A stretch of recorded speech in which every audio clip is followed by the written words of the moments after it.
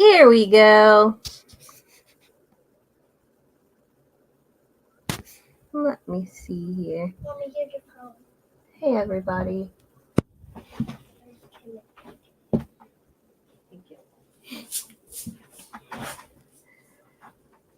All right, I know y'all couldn't see me for a minute because I had not actually added myself in.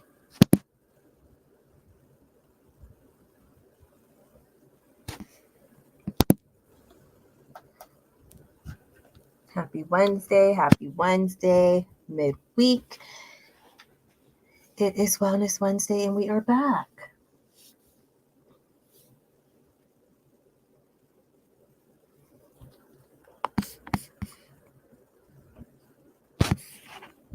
Hopefully y'all are joining me again from last week. For those of you who are new to Wellness Wednesdays, I am Brittany Elliott. I am a self-care mom life management coach. I help working moms feel vibrant, empowered, and fulfilled through self-care that improves their overall wellness. And I focus on group coaching that allows women to transform their approach to motherhood so they can ditch the burnout and thrive in motherhood. So welcome. Come on into the space. We are going to talk about Mother's Day, which is coming up. We're going to talk about perfect scenarios for Mother's Day. We're going to talk about the path into motherhood. So come on in. Let me know you're here. Let me know where you're tuning in from. And we're going to get started.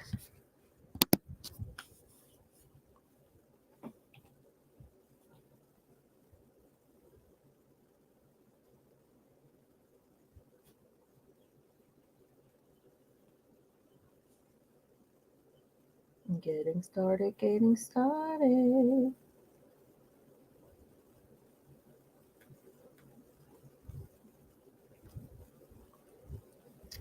Okay, so Mother's Day is, I don't know why there's this little,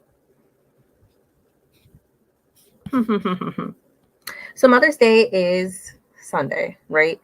And wherever you're tuning in from, let me know where you're tuning in from. I want to know, what is your perfect Mother's Day? What is your ideal Mother's Day for yourself? Ideal Mother's Day can be a gift. It could be how you like the day to go, how you like to show up on Mother's Day. If you even make a big deal out of Mother's Day, I want to know your ideal Mother's Day. And I'm going to share about mine. So for me, I'm very much an easy person to gift for. I typically want the same things, like get me some pajamas or get me some gift cards so that I can go do some shopping. I used to be, when I was younger, I would say before, I'd probably say this, and this would be honestly true. Before I became a mother, I was way more into gifts and what type of gifts I got and how, kind of almost not really dropping hints, but letting people know continuously, like, this is what I want for whatever this next thing is coming up. But now, and my daughter's 6, I just want to chill. I want to chill and specifically not have to make any decisions for the day. So if I could get some new pajamas or new loungewear, I'll just stay in those all day and I will eat whatever I want to eat. I mean, it's a bonus if I get like breakfast, not necessarily in bed, but it's a bonus if I get, breakfast. Like, I don't have to think about anything. Just decision fatigue for me is real. That is the one thing that will get me overwhelmed along my motherhood journey. That's the thing that I know for sure. So whenever I get the opportunity to not have to make decisions, I take absolute advantage of those. So that would be perfect if I would just wake up on Mother's Day, not have to make any decisions about the day, have some new pajamas, and just chill. If I want to rest, I can rest. If I want to nap, I can nap. If I want to read, I can read. I'm actually right now writing a book. So I'm 20,000 words, a little more than 20,000 words into my book. And so to have a day to just write would be really lovely. And the interesting thing about this and why I wanted to bring this up is that there's always this, I don't know if my laptop's getting hot or what's going on, but there's always this hubbub, all this about women being asked what they want for Mother's Day, and so many women who answer like doing something not with their kids, and then people on the internet deciding to drag that person and say, well, why did you have kids if you didn't want to spend time with them, especially on Mother's Day. And a lot of times when I'm in the comments of those type of things, I'll go in, and the people who are being negative or judgmental about it, I'll go through those people who say that, and a lot of them don't have kids, or sometimes our kids are like grown, and they're talking about like, well, when I was younger, I always wanted to be with my kids. And I think there's not a right or wrong answer. Whatever you want to do on your Mother's Day is for you, right? It should be your prerogative. It should be your prerogative on what you do any day. But if someone is asking you specifically, what gift, how do you want to spend your time? What would make you feel really good or special on this day? And you're saying, I want to spend some time with me. Then that should be celebrated, should be welcomed. You should be able to show up in your authenticity and have a day where you're like, you know what? I am a mom, and I'm not going to spend Mother's Day with my children. Or if you're on the opposite, you're like, there's no other way I'd rather spend my day than to be with my kids all day. So again, let me know your ideal Mother's Day, your perfect gift, and how you would want Mother's Day to go. I know when I was younger, how I would spend the day with my mom is to, it's hot in here, but this fan's gonna bother me. How I would like to spend the day with my mom is we would just chill. Once I got older, I would try to make her dinner, or do something like that, or we would go out shopping together. We didn't really do much of going out to eat together that I really remember until I got older and was able to take her out and do things. But then there was a time, because I'm a boomerang, so I'm from Pittsburgh originally, born and raised here, and then after college I went to DC, and then I moved out to the West Coast to Southern California. So there were several years where I wasn't here. So when I moved back in 2015, I started doing a lot more things with my mom, not just on Mother's Day, but other days.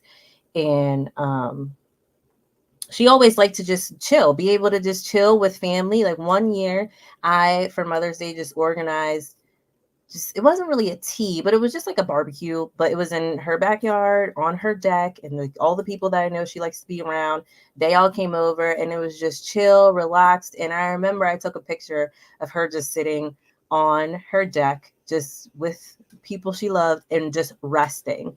And that's not common for my mom to do. If people are at her house, she's hosting, she's checking in, she's getting drinks, she's running plates back and forth. Like, she does not sit down. And I think that could be why I'm so adamant about sitting down. Like, I do not put my all into doing that, because I felt like I saw my mom do it for so many years and it stressed her out. However, she thrives on it. She loves doing that. But this specific year, I took a picture of her just chilling and just being present with the people who she was around. And then I was the one running around, grabbing drinks and serving people. And I did all the cooking. Maybe my brother helped, or my cousin, or someone did help me with a little bit of cooking. But I did a lot of that. And I just remember thinking, wow, it's so lovely to see my mom just chill. And that was many years before I became a mom. Like, this is like 10 years ago, maybe a little more. So I'm gonna have to talk to my mom and say, you remember that? You remember that time I did that for you? But so for me, again, it's just chill. I just want to chill, have some tea maybe, um, just hang out and not have to make many decisions. So the chat is open. So y'all let me know how y'all like to spend your Mother's Day. If there's something that you do like every year, people that you visit, like do you make your rounds with your mom? Do you do things like that? Do y'all always go to the zoo every year? Do you stay in? Do you cook out? Who plans the day? How do y'all usually do your Mother's Day? It's funny, my daughter, she made something for me at school, and she said, it's not, you can have it today because it's not your Mother's Day gift. It's just something I made you for Mother's Day. And I was like, okay. So I flipped through it, and it's this little mini like coupon book. And I was reading to her like what the coupons were. I guess she didn't discuss this with her teacher. And one of them was like, this coupon gets you like one free taking out the trash, and this one's for a free hug, and this one's for this or that. And she was just like, wait a minute, like let me look at this. Please do not have me taking out trash. Like she was just setting her boundaries right there. Like I know what that coupon book says, but I'm actually not going to do that. And I told her that was completely fine. But it's always interesting because the kids are out of school usually around Father's Day, so they don't usually get that, which is interesting, but it's nice when schools do that. So does your kids' school teacher, do they do things for Mother's Day and send things home for y'all? So let me know. Ideal gift, perfect Mother's Day. And if you have a favorite Mother's Day, like if your first Mother's Day, you really loved it, or if your kids are older and now you love those Mother's Days, let me know. Comments are open. So I want to get into pregnancy, childbirth, and afterbirth. So your experience with all of those in each of those stages, because they're all important, and how we come into how we carry ourselves during pregnancy and how our experiences during pregnancy can oftentimes trickle its way into our afterbirth experience and our postpartum experience. And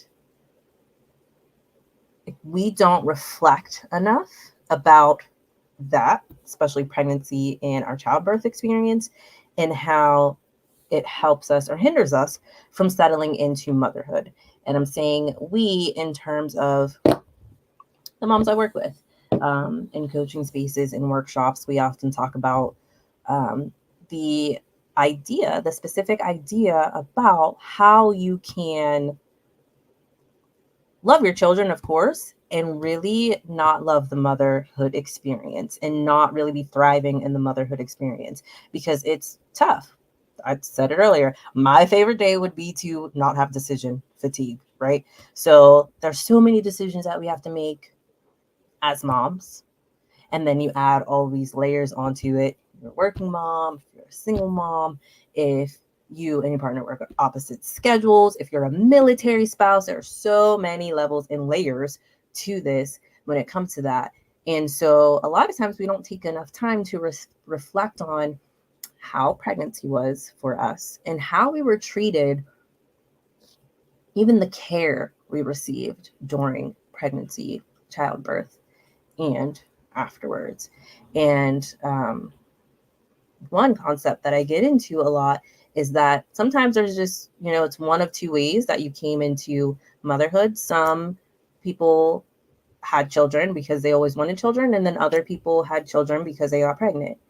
And wherever you fall in that, there could be different paths of how you settled into your pregnancy experience.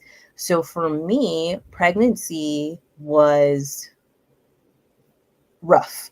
So when I was younger, I was probably pretty young when I started to not picture my life with kids.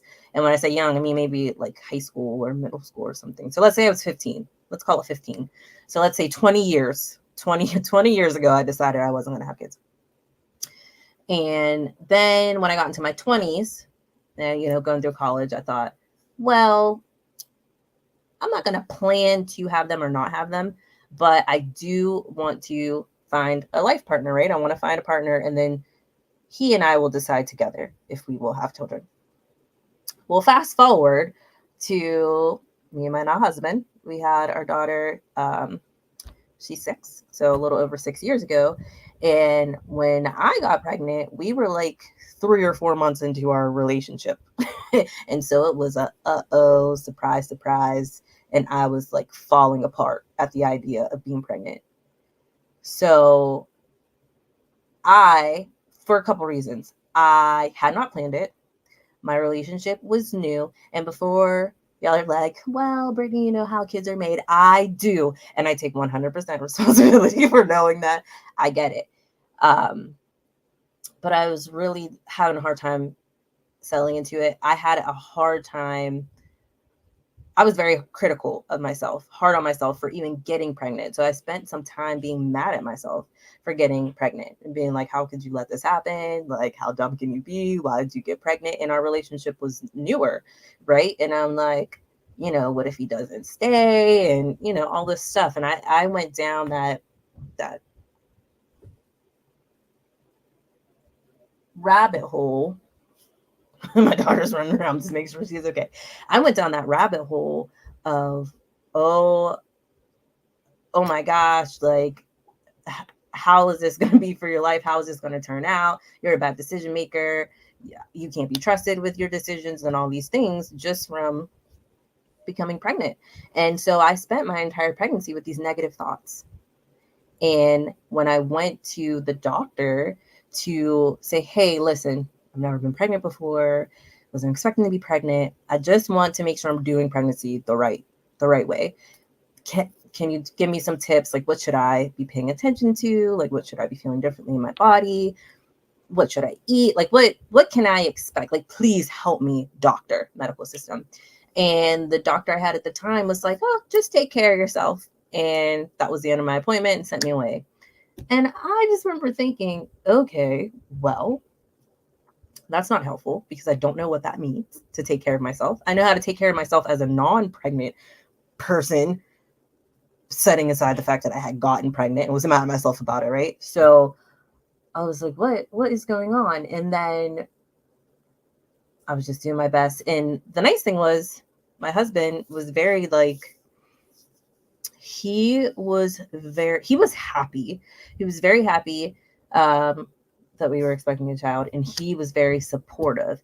And the one thing that I really appreciated about him is that he could have went down the path of, because we were 4 or 5 months into our relationship, even though we were exclusive, that was our understanding. What if we weren't? And he could have been like, well, is it mine? And all this stuff. But he didn't. He just jumped in to support me right away. Our parents were very open to it, and I was like 29 at the time. So I was older. My mom had been waiting, hoping, wishing that I would meet somebody and have a baby. So it was just like all falling in line for everybody else. And then it took me a while to catch up. And so once I got through that, and I want to know, y'all let me know how your pregnancy experience was. Was it enjoyable? How were you treated by medical staff and such? Then I got a new doctor because I obviously didn't like the one that I didn't feel like was supportive. And I had fibroid issues years prior and had surgery for removing fibroids. And so they had told me early on that I wouldn't be able to carry to term and I would have to have a C-section. So there's all this stuff going on in my head, right? Like, oh my gosh, I can't believe I'm pregnant. What's going on? What are my decisions? And then I'm basically being told you're a high risk pregnancy because you had this surgery done years ago, but all of my medical records were in California. Because remember I said, I'm a boomerang. I moved around and it wasn't just easy peasy to get that information. And the medical team wasn't exactly like trusting of the information they would be getting from another doctor, being that they didn't do it. So they were like, hey, the safest route for you is to get a C-section. Now, fast forward to me learning more about the medical system. I know now that I should have and could have advocated more for understanding all the information, making sure that they weren't just dumping me off into a C-section because it was more convenient for them, like all of these things. But at the time, I didn't know any of that. I was just in there thinking that the doctors were going to help me. And they didn't. So the new doctor that I got, he told me if it was that serious to me to try to have a baby naturally, that I could just risk bleeding out and that would be okay with him. Just like real passive aggressive when I was just trying to ask for information and get facts. So when we're out here as coaches and advocates, and people who are out here advocating for Black maternal health and Black maternal health rights, a lot of us are doing it from a place of not just what we have heard about how Black women are treated by the medical system, but how we've experienced being treated in the medical system. And when you go there, they don't care about anything but how you look and present to them. They don't care. You can walk in there and be a doctor, and if they don't ever see it, they are going to do their worst. Not all of them, of course. They're going to do their worst or their best to derail you. And so I had that experience until I settled on a good doctor, a Black doctor, who I liked. And then I had my child and everything was good. So all that to say, I would rate my pregnancy experience as like a 1 as far as my mental capacity for it at a 1. My support system, I would say, was at a 10. People were very supportive. Medical staff, I would say, was like a 2. And then it was like a 10 once I found the right fit with doctor. The reason why that's so important is because a lot of times we talk about the support we do or do not have. But also, if our mindset is not in the right place, like in my case, where I was being so negative and so hypercritical, and I was just talking poorly, just negative self-talk my entire pregnancy, no amount of support was going to make me feel supported in that moment because my mindset needed to shift. So I want you to think about that when we're trying to figure out, like, what do we need to work on first and what comes first, the chicken or the egg. A lot of times it comes to a point in our life where we're working on multiple things simultaneously, where we're working on our mindset and we're trying to create a village, build our support system all at the same time. So how does that reflect into, or how does that, don't do it. Figure out something else to do or watch TV or use your tablet. So how does that go into childbirth experience? So for me, my childbirth was not traumatic at all. I knew the date I was going, had my C-section with the doctor that I wanted. My baby came out. She was completely healthy. I didn't have any problems. Really, after that, I was just sore. After that, I had all the support that I needed. My mom, she took off for like 2 weeks, and she like mothered me during that time. It was beautiful. And then my husband took off for a week. His mom took off, a couple of days. I had a lot of support at that time, but I knew from my expectations prior that motherhood was going to be challenging. So, I was expecting it. I was expecting it at the beginning, but then everything kind of changed once I went back to work. So again, in the comments, how was your experience at the pregnancy stage, childbirth stage, and afterbirth stage? How were you treated by medical professionals at each of those stages? And how were you treated by the people closest to you? Did they support you in being pregnant? Were they happy that you were expecting a child or having another child or however? So I was just pouring everything into my child. And then I was very excited to go back to work though, right? And just looking forward to it. Like, oh, this is great. I really enjoyed my job at the time. My team was really great that I was working with. And I was like, oh, I cannot wait until I go back. This is story time. This is Wellness Wednesday story time because they all have points. So when I went back to work, after my daughter was whatever, I took 12-week maternity leave and I went to work. And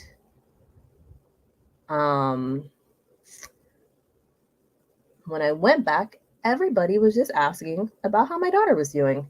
And that is one thing that I had not prepared for. I had not prepared for how much people do not really care about you anymore after you have a child. And I don't mean like they don't care, like they feel ill of you. It's just that they care so much about, the child, and they love you through their love of the child, right? But I think that's when being around other people and how much love and support they put in your child can start that branch splitting into you starting to feel isolated if you haven't felt isolated at that point. And so it's very important, because there could be newer moms on here listening to you, to always ask for what you need at every stage of your motherhood journey. And during your like postpartum period, your afterbirth period, you really focus on your needs, taking care of yourself, and really having realistic expectations on how you expect motherhood to go. Because if we do not do that, then that carries on even more, right? So then fast forward to when my daughter was 2, and that's when I had my shattered sense of self and really completely broke down and disengaged from the world entirely. And so that was 2 years. And my time of doing that was short in comparison to a lot of the mothers that I know, a lot of the mothers that I work with professionally through coaching, and the mothers that I work with in my full-time work job. So no matter how old your child is right now, go watch TV, please, or go all the way in the room. Huh? Okay, well, if you don't do that, I'm going to have to shut this door because it's distracting, okay? No.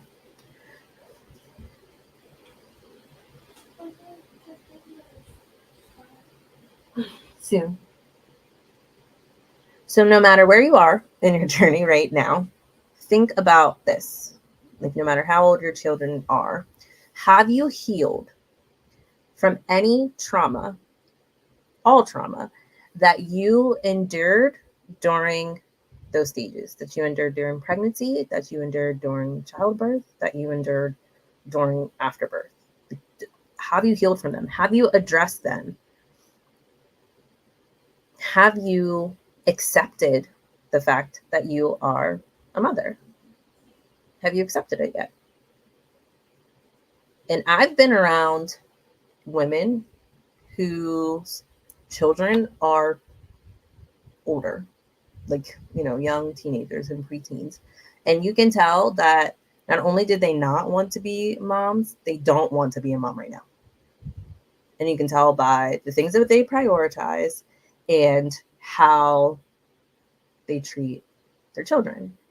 And I know this because I've had those women tell me, no, I see my role as mother as a duty and I show up for it, but they don't have the inclination to do anything else extra. And that's a lot of times where people will hear, like, they'll say about someone's mother, well, they're just not very nurturing as mothers. And that's when it's like, well, where does our responsibility split? Like, how much mothering do you want us to do? Like, we're up against all of these struggles. But there's a difference between being stressed out as a mother and not being able to show up exactly the way that you want to because of the fatigue, exhaustion, overwhelm, struggles that we're up against as mothers, and just not really having an interest in being a mother. And then so you're showing up and almost doing like the bare minimum. There's not anything. I don't go up to those people and say, like, there's something wrong with you, like there's something wrong with your mothering style. It's just very clear when people don't want kids. And so for me, I thought that might happen. I thought that I might end up like, I didn't plan to be a mom, but then I got pregnant and then I had my daughter. Will I feel like I don't want to do this? Like, I don't want to show up in this space and be a mom. And that's not what happened for me. I enjoy being her mother, and I enjoy the space and getting to know motherhood, getting to know other moms, settling into motherhood, and helping moms settle into motherhood as well. But it has been interesting to learn that you can have a 16-year-old and you still have not quite settled into motherhood. And so it's very important to reflect on how much healing you've done and how much work that you've done through healing. And That's why I'm a huge advocate of like journaling and doing a lot of internal work, internal brain power, internal work, brain power, internal work, internal reflection on your needs, your wants, how you want to feel, how you want to show up as a mother. What do you want motherhood to look like for you? And I think it's important to look at that at different stages, because the way I showed up in motherhood when my daughter was 3 is a little bit different now that she is 6, and as she grows, I grow. Um, and then, our lives look different. And my husband and I have a lot of conversations about how we like to show up as parents, and sometimes we don't agree. We don't agree on everything in as far as like child rearing and discipline and what's considered a big deal, what's not considered a big deal. We don't agree on everything, but we always agree to work together. So let me know. How did pregnancy go for you? How did childbirth go for you? And how did afterbirth go for you? And really, how has your care been with medical professionals? Because we do struggle with that as a community. I know this morning I just did a survey for UPMC for their emergency care, because I had to take Bristol to the emergency room like 2 weeks ago. It's like the day after we got back from vacation. My husband and I, we went on vacation together. The next day, I picked up Bristol from my mom's house, and she caught her hand in the car window. So we had to take her to the emergency room, because I was thinking there were cuts. Her hand was cut, and I could tell it was bleeding. And the way she was holding it, I wasn't sure if it was broken or not. So I'm like, we have to go. And then by the time we got there and she started like calming down, she started moving her hand. So I knew it wasn't broken, but her cut to me looked deep. So I'm like, let's go to the ER and see if he needs stitches. Do y'all know that they didn't even clean her cuts? They didn't clean her cuts. They didn't give her a Band-Aid. They didn't give her a sticker for being in the emergency room and being patient. Now, did I go to Children's? No, because I wanted to go to the place that's closest and live on the east side. So I went over here to UPMC East. And so in the survey, I let them know, not impressed. Not impressed. Not okay. Do better. Definitely do better. And advocating for our kids doesn't seem to end. I had to advocate for her when she was 6 days old, because they tried to basically trap me in the hospital because they were accusing me of not feeding her in a polite way. So all of our experiences, they come out, they will dump themselves out into motherhood. And so even trauma that we have from prior to becoming moms, our expectations on what motherhood would be like, our expectations on what our support system would look like when we become mothers, all of that matters. So on Wellness Wednesday, this is Wellness Wednesday, I want to know your perfect Mother's Day gift. How do you like to spend the day? And I want to know about your pregnancy experience.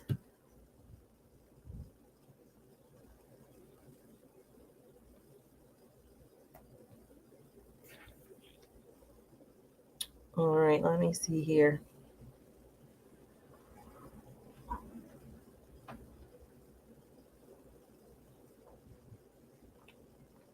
Don't do it. I won't.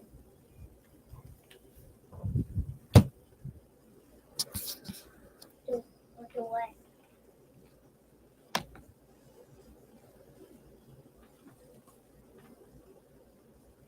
Okay, so now we're going to talk about wellness. Keep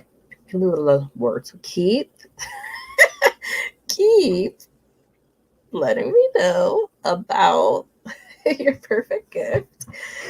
Your perfect gift and your perfect Mother's Day, and how you like to spend your Mother's Day.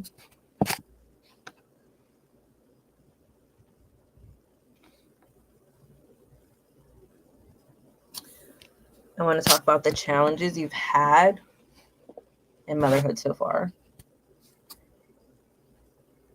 and what the most challenging parts of motherhood are for you.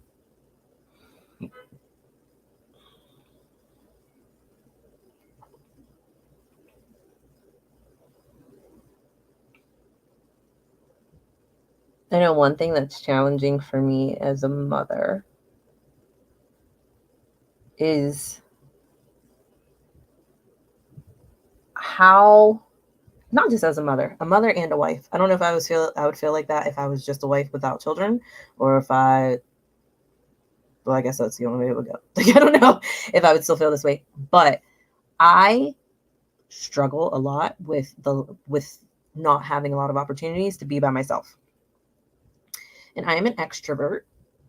Well, I was an extrovert in my past life before I had a child, but now I'm more of an ambivert, which means I'm pretty much like in the middle. I can do a bit of extroversion when needed, but then a lot of times, like, when I need to rebuild my social battery, and I will go into introversion. And so I guess that'll be my question. What's the one thing that you miss about your pre-mom life? About your life before you had kids? The one thing that I miss, and really the only thing that I miss, is alone time. Being alone, because I don't get it as much. There's rarely a time when I am in my house by myself. Rarely. And it rarely happens during like the day. There will be some times when maybe my husband will go to work, and then one of our moms will have Bristol, and I just happen to end up with like a night. So maybe at like 6 or 7, I will find myself, like around this time, I'll find myself with, oh, I have the rest of the night to myself. What am I going to do? And a lot of times I'm so tired that if it's nighttime, I'll text like a couple people and see if maybe they want to go out and like grab some food or grab a drink or something. And if they say no, I'm like, jam us. And I'll watch something, or I'll just go to sleep, because a lot of times I just want to rest, get extra rest. But I did always enjoy that time to recharge and just be by myself. I don't get that a lot anymore. And there's not even anything specific that I want to do. It's just I miss spending time alone. I miss just having space for myself. I miss being at home by myself. I miss that. And I was having a conversation with this with somebody, like one of the things that I didn't really think about when I was like, oh yeah, I want to get married. Like, that's something I always want to do. I want to get married. I didn't realize or think about how that person's always there. You know, the great thing is that you have your person and they're always going to be there. And then on the other hand, it's like, oh, you're always here. And when you're a person who really values alone time and you can't get it all the time, yeah, it's hard. Struggle.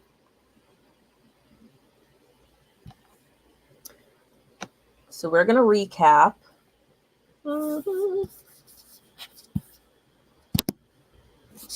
I got these two of who I think I am. Two screens here. Mm-hmm.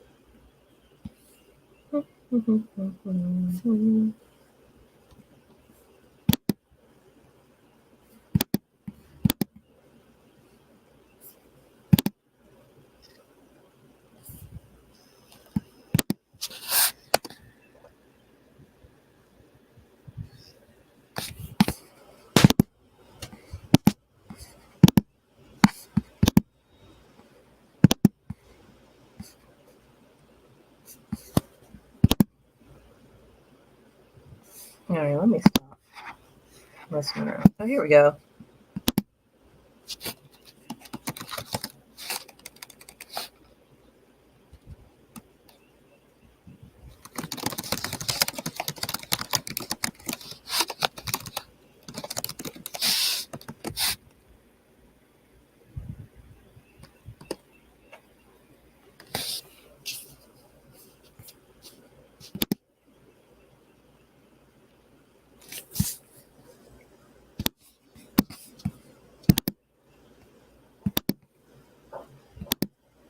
And for those of you who your own mother, has passed away, how are you feeling at this time?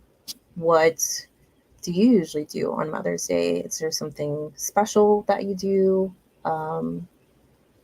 in memory of your mother? Do you try to stay in on Mother's Day? Like, is it too overwhelming to be out on Mother's Day? How does that impact you?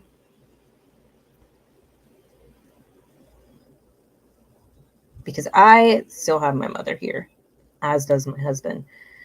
But I completely understand that not everybody does, and that this time can be tough.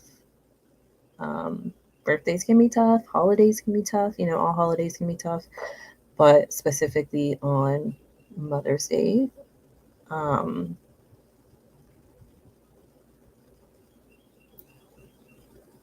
are you feeling right now? And what do you need in this season? What do you need right now? And your grief. And grief is so cyclical. It's not anything that you can race away from. And sometimes it just comes up like a huge swell on the surf at a beach, just this huge amount of water that you feel like you won't be able to take in. And then other times it's fluttering away in small waves. So how are you feeling in this season if you are missing your mom on Mother's Day?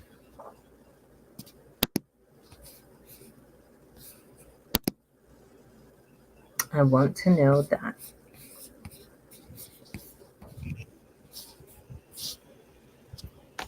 And so before we wrap for today, two things before we wrap. One, next week we are skipping Wellness Wednesday because I had already had something scheduled for next Wednesday. So we'll take next Wednesday off and I will be back on the 22nd. Just a special note there. And then number two is I also am a podcaster. Don't know how many. I talked about coaching, talked about my brand, back to you in 5. But I also have a podcast called What Self-Care Looks Like. And in the podcast, typically talking about challenges, what challenges we're overcoming as mothers, what we're up against, how to set good daily routines, how to implement simple, sustainable self-care into your everyday life. That's really what I talk about in the podcast called What Self-Care Looks Like. What's happening right now is the Mother's Day series, and the 2 episodes that are live this week are with Dominique Taylor, who is the owner founder of the Rebrand Lab, which is like a full service marketing agency, but they really put a lot of personality, like infuse your personality into your websites and branding. Like, she does amazing work. And then Latrice Rose Moore, who is the founder of Melanin Mommies Pittsburgh Inc.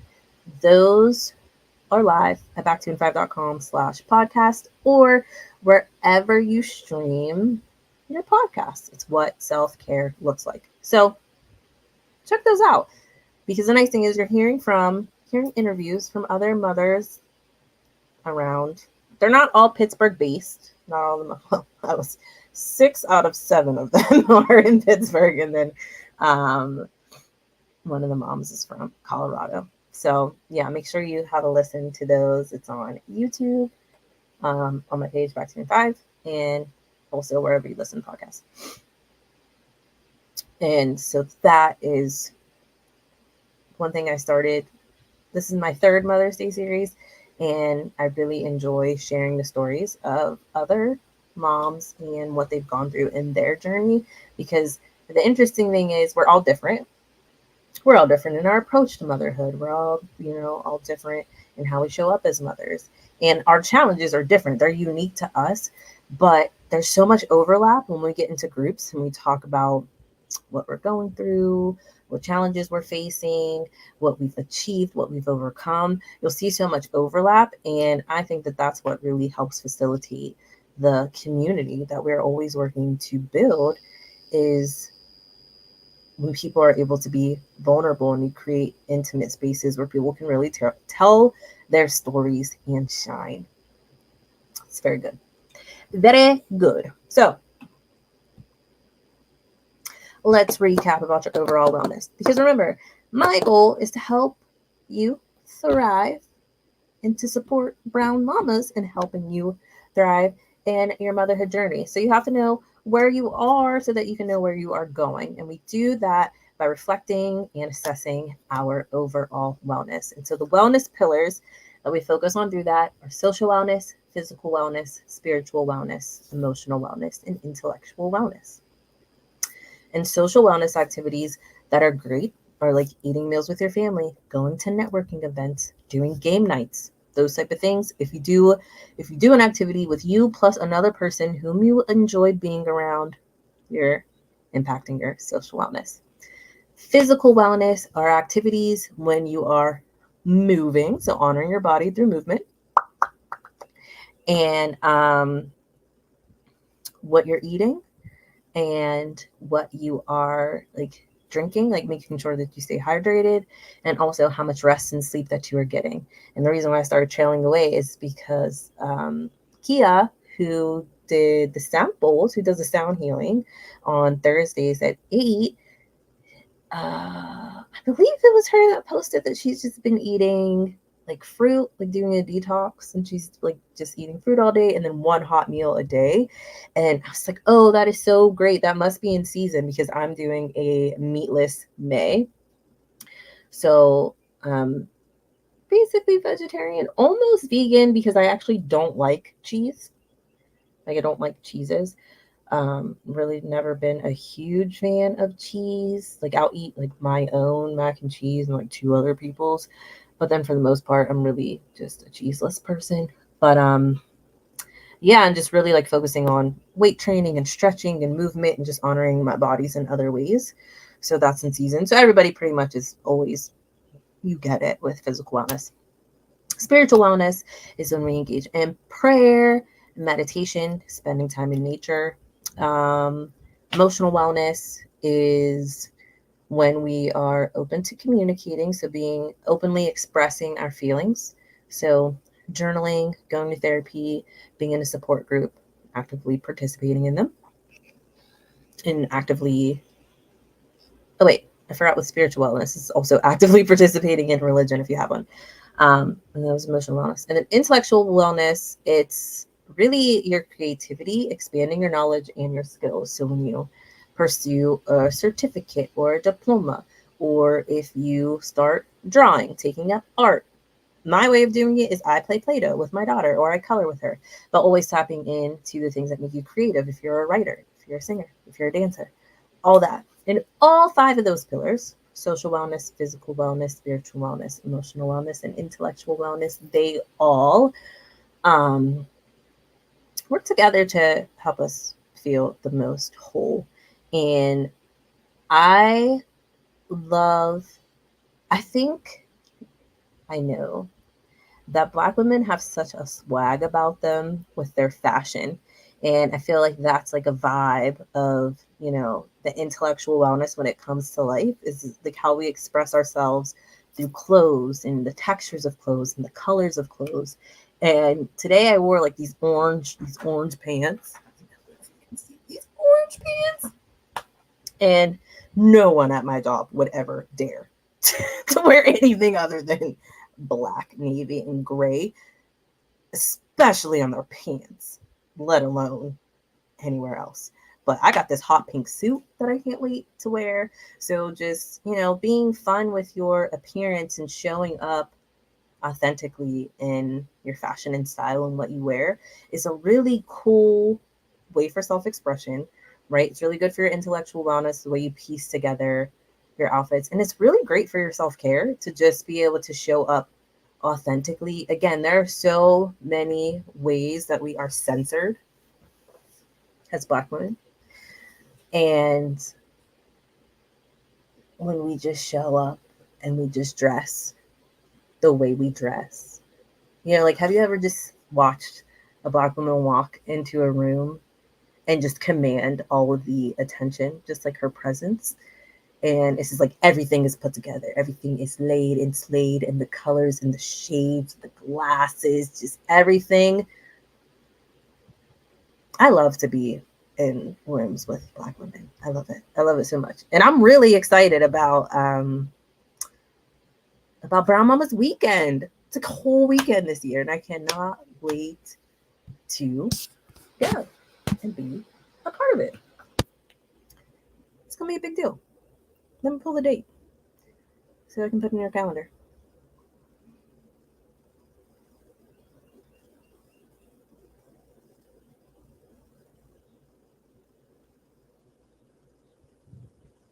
Bear with me. July 27th through 28th at the August Wilson African American Cultural Center. It's Brown Mama's weekend. That's awesome. It's going to be beautiful.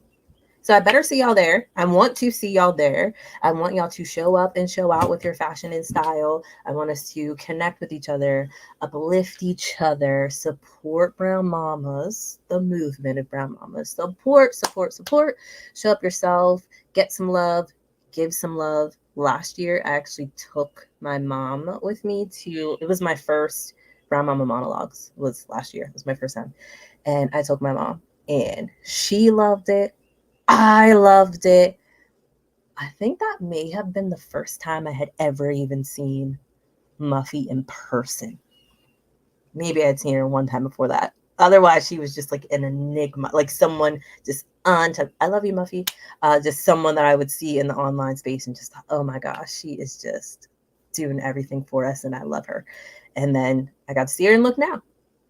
What a difference, like, not even a year makes. And now I'm here helping out with Wellness Wednesdays. So I guess I say that to say, like, you're in the right space, whatever your goals are, whatever shift you are trying to make, whether it's with your mindset, your approach to motherhood, your approach to healing your traumas, just putting yourself out there to get comfortable with being uncomfortable, wherever you are with that, you're in the right place. Keep pushing forward, because where you are now is completely a result of decisions that were made a year ago. And so where you will be next year is going to be results of things that you're starting to do now, and things just start building up. So believe in yourself, own it. Spend your Mother's Day the way that you want to spend your Mother's Day. You're the mom, show up for you, set your boundaries as you need them, do the things that you want to do that are going to help you feel vibrant and empowered and fulfilled.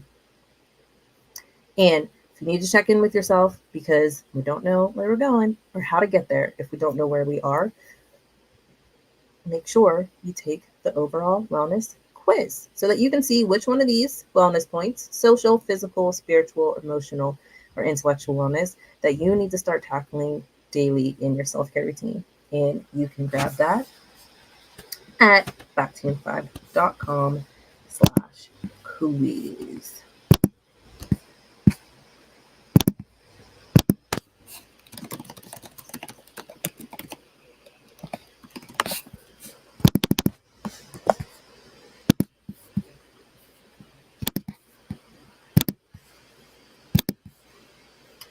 There it is. I dropped it. Perfect. So thank y'all for showing up for Wellness Wednesdays. Again, I'm Brittany Elliott, and I'm happy to be here, and I'm happy to have you here. I'm appreciative of your support. Again, we're skipping next week. We'll be back together in 2 weeks on Wednesday, the 22nd. Until then, stay safe, take care of yourself, protect your well-being and happiness, and smile, because you're worth it. I'll talk to y'all soon.